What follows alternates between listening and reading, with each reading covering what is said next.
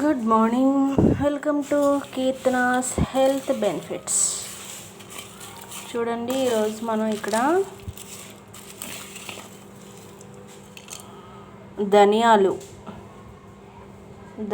తీసుకున్నాము. అలాగే ఇందులో వెల్లుల్లిపాయ,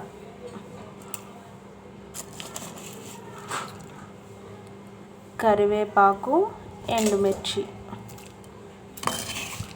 వీటిని స్టవ్ మీద ఒక 10 minutes వేగించుకోవాలి. సిమ్లో పెట్టి, హై ఫ్లేమ్లో పెట్టకూడదు.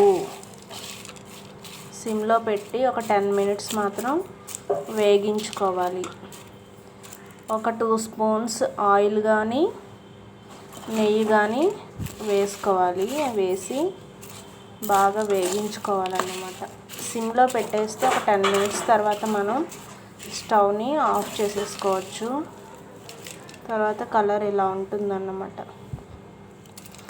మనం రెగ్యులర్గా టిఫిన్స్లోకి, బ్రేక్ఫాస్ట్లో, ఇడ్లీలో, దోశల్లో రకరకాల చట్నీలు చేసుకుంటాం కదా.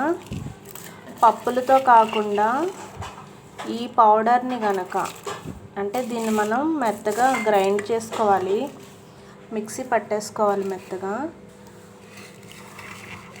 ఈ పౌడర్ని కనుక మనం డైలీ ఇడ్లీలో కానీ దోశల్లో కానీ తీసుకుంటే హెల్త్కి చాలా మంచిది.